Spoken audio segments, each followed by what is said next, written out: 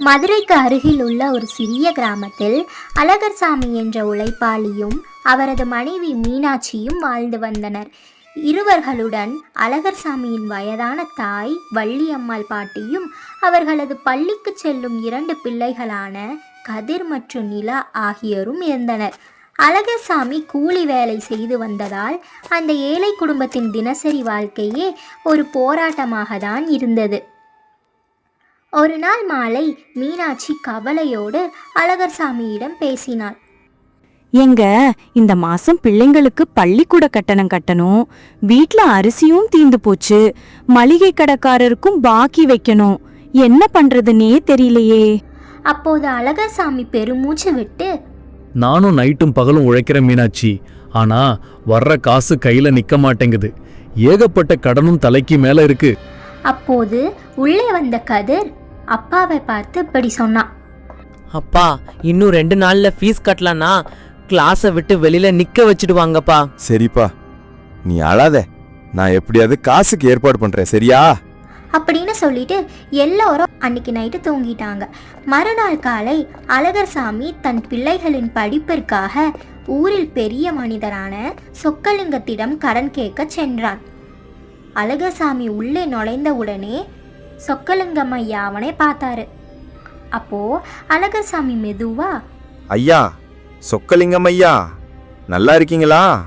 என்ன அழகர்சாமி, விடியற் காலையிலேயே வந்து ஐஸ் வைக்கிற, என்ன விஷயம்? காசு எதுவும் வேணுமா? ஆமாங்க ஐயா, பிள்ளைங்களுக்கு ஸ்கூல் ஃபீஸ் கட்டணும், வீட்டில் மளிகை சாமானுக்கும் வழி இல்லை, கொஞ்சம் கைமாத்தா காசு கொடுத்தீங்கன்னா. ஏற்கனவே என்கிட்ட 4000 ரூபாய் கடன் வாங்கியிருக்கு அழகர்சாமி, அதை இன்னும் திருப்பி கொடுக்கல, அதுக்குள்ள அடுத்த கடனா? இந்த ஒரு முறை மட்டும் உதவி செய்யுங்க ஐயா, அடுத்த மாசம் கண்டிப்பா பழைய பாக்கியோட சேர்த்து தந்துடுறேன். பிள்ளைகளின் படிப்பு என்பதால் சொக்கலிங்கம் மனமிறங்கி பணம் கொடுத்தார். பணத்தை பெற்றுக்கொண்டு நேராக மல்லிகை கடைக்கு சென்றான் அழகர்சாமி. கடைக்காரர் முத்துவீரன் அவனை கண்டதும், வாப்பா அழகர்சாமி, கடன் வாங்கும் போது மட்டும் வர்ற, அப்புறம் கடை பக்கமே வர்றதில்ல, என்ன நினைச்சிட்டு இருக்க? பழைய பாக்கி 2000 ரூபாய் எப்ப தருவ என்று கேட்டார். அழகர்சாமி தன் நிலையை விளக்கி இந்த முறையும் கடனாக மல்லிகை பொருட்களை வாங்கி கொண்டு சோகமாக வீடு திரும்பினான். அன்று இரவு வீட்டில் எல்லோரும் பசியோடு அமர்ந்திருந்தனர். வள்ளியம்மாள் பாட்டி கமகமக்கும் வாசனையுடன் சுட சுட முட்டை தோசையும் அதற்கு கார சட்னியும் மல்லி சட்னியையும் வைத்து பரிமாறினாள். தோசையை சாப்பிட்ட கதிர், அப்பா, பாட்டி சுடுற இந்த முட்டை தோசைக்கு உலகத்துல எந்த உணவும் ஈடாகாதுப்பா, வாசனையே தூக்குது. ஆமாப்பா, பாட்டியோட கைப்பக்குவமே தனி. இந்த சட்னியும் தோசையும் சாப்பிட்டா வயிறும் மனசும் நிறைஞ்சிடுது. அப்போது கதிருக்கு ஒரு யோசனை தோன்றியது. அப்பா, நாம ஏன் நம்ம தெருவோரத்துல பாட்டியோட முட்டை தோசை கடைய ஆரம்பிக்க கூடாது? பாட்டி சூப்பரா தோசை சுடுவாங்க, அம்மாவும் உதவி செய்வாங்களாம். ஓ, யோசனை நல்லா தான் இருக்குப்பா, ஆனா கடை வைக்க ஒரு சின்ன முதலீடு வேணுமே. சாப்பாட்டுக்கே கடன் வாங்குறோம், இதுல கடைக்கு எங்க போறது? நாம நல்ல காரியத்துக்காக தானே முயற்சி பண்றோம். கண்டிப்பா இந்த தொழில் நம்ம கடனை தீர்க்கும். பசங்க சொல்றத கேளு. பணத்துக்கு உன் பொண்டாட்டியோட தங்கச்சி கிட்ட கொஞ்சம் உதவி கேட்டு பாருப்பா. அது பொண்டி ஏற்கனவே ஏதாச்சும் உதவி வேணும்னா கேளுங்கம்மான்னு சொல்லியிருக்கு. நீ கேட்டு பாரு, கண்டிப்பா உதவி பண்ணும் என்று தைரியம் கூறினர். அழகர்சாமி தன் மனைவியின் தங்கையிடம் கொஞ்சம் பணம் கடனாக பெற்று ஒரு சிறிய தள்ளுவண்டி கடையை அமைத்தான். கடையை திறந்து முதல் நாள் மாலை முழுவதும் பாட்டி முட்டை தோசையை தயார் செய்து வைத்திருந்தாள். ஆனால் இரவு 9 மணி வரை ஒரு வாடிக்கையாளர் கூட வரவில்லை. ஏமாற்றத்துடன் கடையை மூடிவிட்டு அனைவரும் வீடு திரும்பினர். அப்போ அழகர்சாமி மெதுவா அமர்ந்து இப்படி சொன்னாரு. முதல் நாளே இப்படி ஆகிடுச்சே, இப்படியே போனா கையில 1 ரூபாய் கூட மிஞ்சாது, இப்போ என்ன பண்றது? அப்பா, நாம கடை வச்சிருக்கிறது நம்ம குடும்பத்தை தவிர ஊர்ல யாருக்கும் தெரியாது. முதல்ல நம்ம கடையை பத்தி மக்களுக்கு தெரியப்படுத்தணும். மறுநாள் அழகர்சாமி கிராம மக்களிடம் சென்று புதுசா திறந்த கடையை பத்தி சொன்னாங்க. அடுத்த நாள் இரவு விளம்பரத்தை பார்த்துவிட்டு ஊர் இளைஞர்கள் சிலர் கடைக்கு வந்தனர். டேய், அங்க பாரு, பாட்டி முட்டை தோசைன்னு போர்டு பெருசா போட்டிருக்கு, வா இன்னுன்னு போய் பாப்போம். அம்மா, எங்களுக்கு ஒரு ஸ்பெஷல் முட்டை தோசை கொடுங்க. வள்ளியம்மாள் பாட்டி தன் கைவண்ணத்தில் முட்டையை ஊற்றி மிளகுத்தூள் தூவி மொறு மொறுவென சுட சுட முட்டை தோசையை காரை சட்னியுடன் பரிமாறினார். அதை சாப்பிட்டவர்கள் மிரண்டு போயினர். அடேங்கப்பா, என்ன சுவை! இப்படி ஒரு முட்டை தோசையே நாங்க சாப்பிட்டதே இல்ல பாட்டி. கார சட்னி சும்மா அள்ளுது என்று பாராட்டி தள்ளினர். ஒரு தோசையின் விலை 30 ரூபாய்தான்.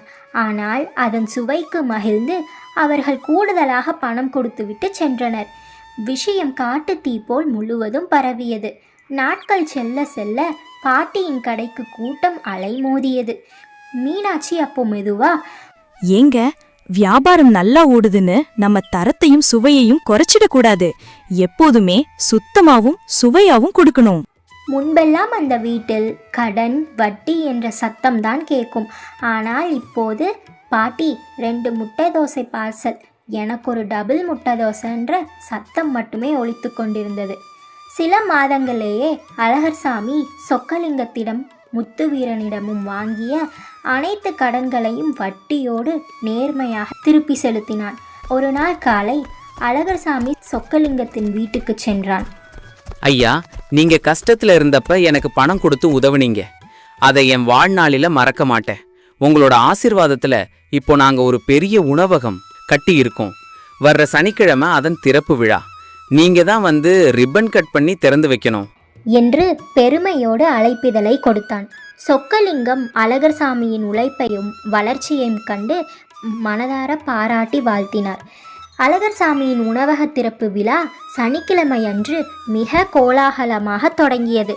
ஊர் மக்கள் அனைவரும் திரண்டிருந்த அந்த விழாவில் சொக்கலிங்கம் ஐயா வள்ளியம்மாள் பாட்டியின் பாரம்பரிய முட்டை தோசை உணவகத்தை முறைப்படி திறந்து வைத்தார். கடைக்குள் நுழைந்ததும் முதல் இலையில் சொக்கலிங்கம் ஐயாவை அமர வைத்தான் அழகர்சாமி. பாட்டி வள்ளியம்மாள் தன் கைப்பட சுட்ட ஸ்பெஷல் முட்டை தோசையை சுட்டு கார சட்னியுடன் பரிமாறினாள்.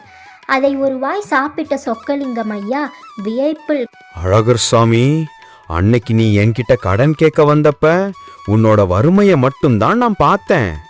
ஆனா உங்க குடும்பத்துக்கிட்ட இப்படி ஒரு அற்புதமான கைப்புண்ணியம், அதாவது திறமை ஒழிஞ்சிருக்கும்னு நான் நினைக்கவே இல்லப்பா. இந்த ருசிக்கு இந்த மதுரையே அடிமையாகும் என்று மனதார பாராட்டினார். அங்கிருந்த மல்லிகை கடைக்காரர் முத்துவீரனும், ஆமாங்கய்யா, அழகர் சாமி கடனை திருப்புனது மட்டும் முக்கியம் இல்ல, தொழிலை எவ்வளவு நேர்மையா செய்யறான்னு பாருங்க. மாவுல இருந்து மளிகை சாமான் வர எல்லாமே அசல் தரமா இருக்கு. அப்போது சொக்கலிங்கம் ஐயா தன் பையிலிருந்து 5000 பணத்தை எடுத்து பாட்டியின் கைகளில் கொடுத்தார்.